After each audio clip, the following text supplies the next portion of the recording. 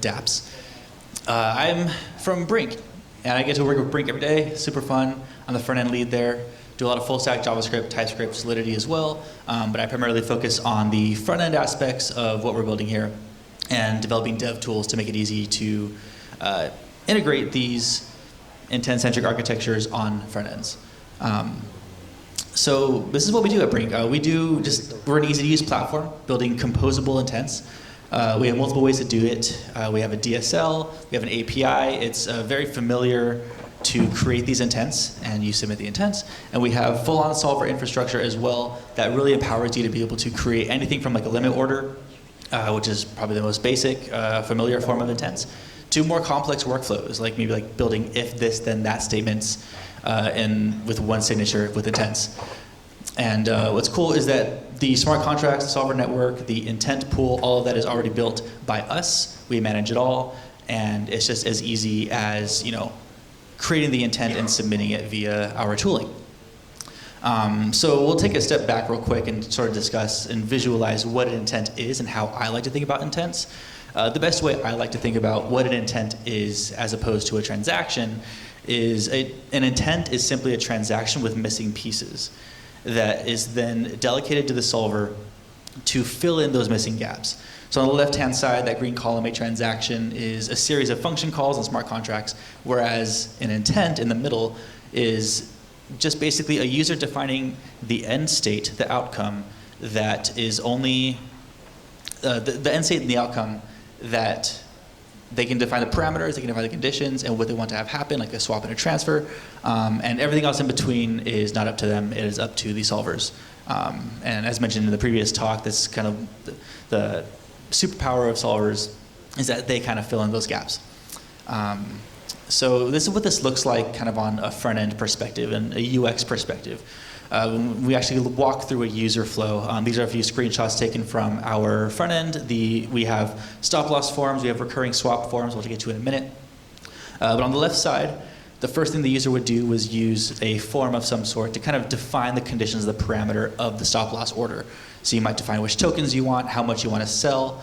You can define your receive, and then the trigger price at which you want this transaction to occur.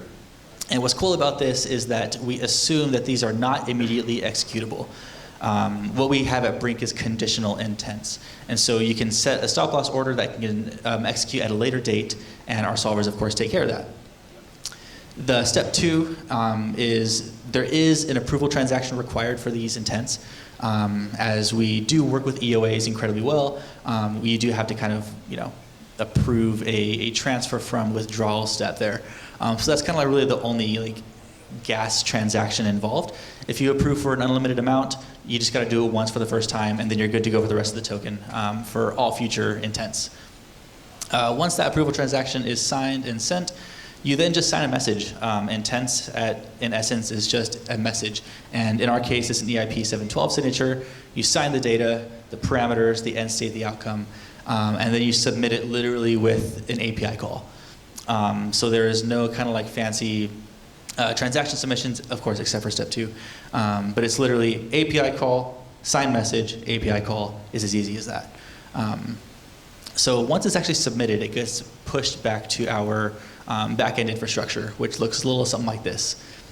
We have, once the user at the top submits it, it goes down through our API via that submit call, and that intent is stored on our intent pool. This intent pool is, it's managed, it's hosted by us, and we already organize our own network of Brink solvers. So as of right now, we are currently closed, but we are looking at opening this solver network up to other solvers, external third parties who want to come in and solve on our network. We really believe in decentralization. We really believe in opening up and the positive network effects that occur when there are many solvers in competition, and that is what we're building here. And so, yeah, the solvers use our API to scan the intent pool, find executable intents to convert to transactions. They are then submitted on the chain and officially included in a block. So this is kind of an overview of what the Brink infra does, and what's really cool about this is that all of this is built. I feel like a lot of developers and teams go into wanting to get into intents, and they try to build a solver, and they try to build the intent pool, and they realize that it's really complicated, and it's really not that easy.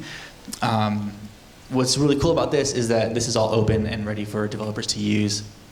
And so these are some of the things that developers can build on Brink infrastructure. So a bracket order, for example, sort of like you can think of it as a if this then that statement in regards to swaps and limit orders. So you can see, you create one limit order. Once the solver fulfills that and executes that as a transaction, you can then open up 2 other orders in response to that first order being fulfilled. And then now you have 2 intents open that can possibly go to either state 2A or 2B. And you can create really powerful workflows. You can get really, really complex. You can create recurring swaps, recurring transfers. You can do even like DAO governance, portfolio rebalancing, a lot of that stuff. You can really automate many different steps within one intent, within one signature. And that's kind of like the real powerful, thing that we have at Brink, is that you can create many different intents with one signature. Really powerful feature. Among all these other powerful features, though, oddly enough, maybe not that odd, our most requested feature for our intents is the recurring swap, which is the one in the is this laser working? Maybe not. The one in the very top left. It's just continuous recurring swaps. I just want to swap token A for token B once a week. Super requested, and we do have that built and ready to use now. So this is an example of what a recurring swap would look like. So recurring swaps using our protocol is set up with a block interval. And so you would decide between how many blocks you want the first and the second and the third to all happen. And once that block interval is met, that many blocks have passed and been built and been included, the solvers can then actually execute that intent and fulfill the swap on your behalf. And so you can see in this example, every 50,000 blocks, which is about once a week, you want to swap ETH to DAI. And it's been really cool actually building this, because it's been so requested by users. A lot of people want this, but in developing this feature, we have run into a handful of challenges. Oddly enough, incentivizing solvers for recurring swaps ended up being a very difficult challenge for us. And so we kind of thought long and hard about it. We really want recurring swaps to be done well. We really want solvers to be properly incentivized. And we sort of ended up on this solution to properly incentivize recurring swaps and not to wreck users, by accident. Because the issue is that flat rate fees don't work for recurring swaps. There's too many variables that can happen between the first execution and the second execution, and the third and the fourth and the fifth. Market prices can change, the token prices can change. Of course, you can't predict gas, right? And so if you want to set like a 1% fee on an 1800 USDC to ETH swap, in theory that could be like an 18 USDC to solver, but with market variability, if the execution costs more than 18 USDC worth of ETH for the solver, the solvers can't execute that. They're not going to execute that. They're not going to be incentivized to, because it's not profitable for them. And so what can happen in a flat rate fee is either the user gets rich because they pay a massive fee, or the fee is not enough for the solvers and their intent will never be executed. So this was a problem that we quickly realized, and after a lot of kind of research and discussion, we kind of landed on this one particular solution, and that being a TWAP-based order flow auction. So the thing with TWAP-based order flow auctions is or ours at least, is it's very similar to a Dutch-style auction, and where the output amount for the user, the amount that the user will get from the swap, is going to be, at the beginning of the auction, the highest point. And so it's at the beginning of the auction, the swap is good for the user, bad for the solver. And then over time, that will drop and switch, where the price kind of gets worse and worse for the user and better for the solver. And so what that means is the starting how this works is the starting price at the very beginning of the auction is based on a TWAP oracle. So that kind of accounts for that problem of not being able to predict the market prices of these tokens and the price ratio, because the order flow auction starts at a price immediately from the TWAP, or immediately from the beginning of the order flow auction start. And as time goes by, the price will go from higher than current market price and go lower and lower and lower down to eventually current market price and then lower to worse for the user. And that's, of course, better for the solver because if the solver can get a worse price for the user, the solver can just keep the spread on that trade, on that swap, and be profitable there. This really incentivizes solvers to execute quickly, execute fast, because the longer the longer the solver waits to fulfill this swap, they obviously get more profit, but the longer that they wait, it only risks another solver being able to snipe that first, and another solver who's willing to take less profit is going to take that up. And so these solvers are economically incentivized to solve fast, which is, of course, the sooner that they execute, the better the price for the user. And so it's kind of this mechanism that incentivizes best price for user, lower fees for solvers, but still incentivized and still profitable for solvers. This is kind of what that looks like visualized. So you can see kind of like in auction number 1, for example, you can see that on that sort of like steep diagonal line there is the price over time of that swap at the beginning of the auction. And there kind of hits that threshold where at that dot where the swap is actually executed. And then the solver can then keep that spread and prevents it from dropping too far low, and we don't want to wreck the user. There are a few caveats to the system. For example, if there is only one solver that existed in the system, you could, in theory, just like wait until that price just drops forever, and the user would get nothing, and the solver gets everything.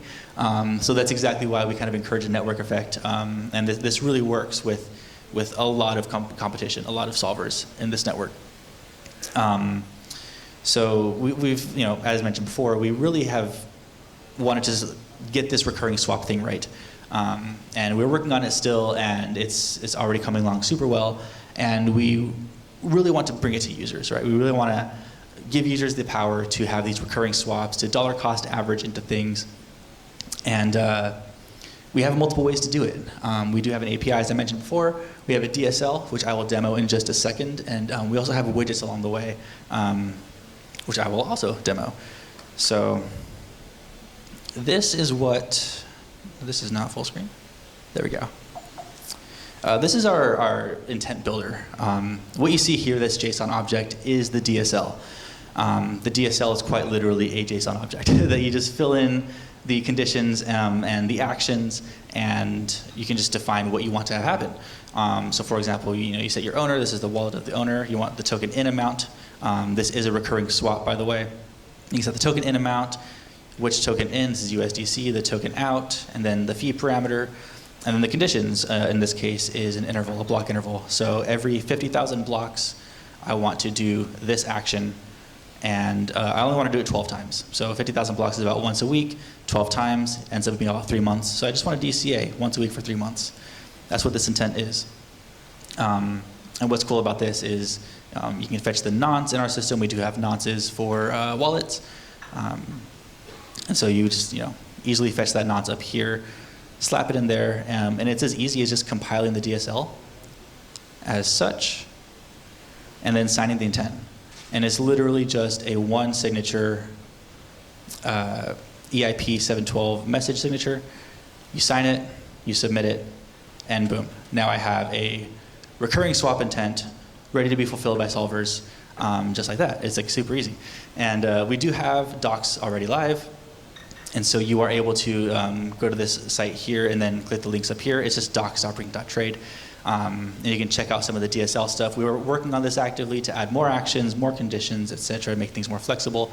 We've had a range of different orders already fulfilled using this DSL, such as stop loss, limit orders, stop limit orders, and much more. So this is our DSL, and it's as simple as an API call. So if any of you wants to play with this, either play with this builder, you can let me know. I will mention that at the very end. But we are very much encouraging people to play around with this DSL and just start creating intents just willy-nilly. Because as I just demonstrated, it is completely gasless, of course, except for that initial transaction for the approval step, which I've already signed. Once you sign it once for unlimited, you're good to go. Along with this, we also have widgets coming. And this is what the widget looks like. This is kind of the swap form. This is the recurring swap form. You can set the amount that you want to sell, which token you want to receive, say maybe USDC, what frequency. And the beauty of this, I don't know if any of you are front-end developers, but this entire widget is simply one React component that we have built. And so this is the code. I forgot to prepare this part. There we go. What you're looking at is literally this piece of code right here. That is all it is. Single component, and built into this one component, you pass in your API key, which you can get from us. Reach out to us on either Telegram, Discord, and we'll get you an API key first thing. Set your app name, and then you also have a handful of other props that you send in, and you literally get a working recurring swap dollar cost average form right in your React app. And we also have themes coming as well, and so you can also customize the theme of what you want this to look like. We want this to be on brand for your DApp.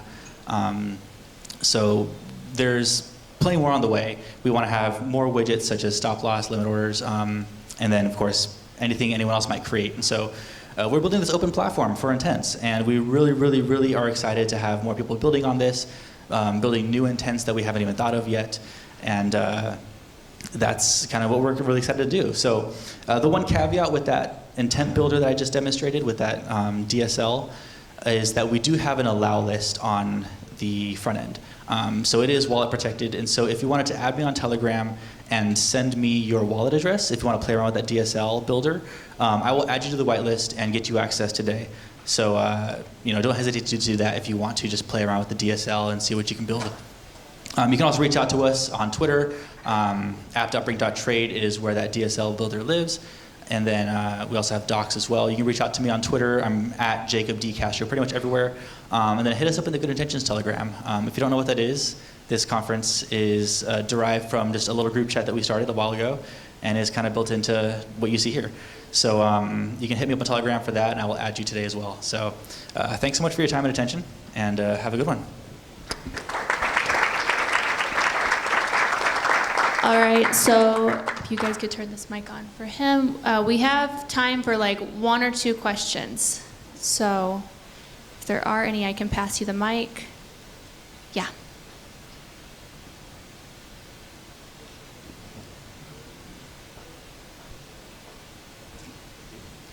Hello, thanks for the talk. Quick question about the programmatic constraints that are imposed based upon the message that the user signs. Could you maybe speak a bit about how the solvers actually enforce that and what security measures are in place?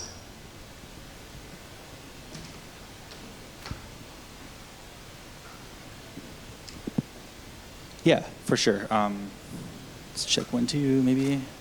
I'll take this one. Oh, it works, never mind. Yeah, so the smart contracts that we build on the DSL, we kind of have this system of intents, and in the intent, in each intent, you can sort of break down each intent into segments. And so each segment is kind of like the piece, like the action, the condition, the nonce part, all that you saw in the DSL. Those are each segments that make up the overall intent. And the way that each segment is fulfilled and actually executed is a single function on the smart contracts that we've written for our Brink protocol. And so those smart contracts enforce the conditions that the user has signed in the message based on whatever they set in the DSL, whatever they signed. And so if anything is, for example, that block interval, if that intent is just not ready to be executed yet, it's before the block interval, it will literally just revert in the smart contract because it's written that way to do so. Same with balance checks at the very end of a swap. We want to make sure that a certain balance check is met before it actually completes, otherwise the transaction will revert. So it's all built into the Solidity smart contracts. Awesome. Time for one last question, if there is one? No? Okay. Thank you, Jacob. Cool. Thanks, guys. And our next talk, we'll have it in a couple minutes, so you guys can go get a drink or use the bathroom, whatever you want. But it will be with Essential, Simon from Essential. So I'll see you guys back here in like 2 minutes, if that works.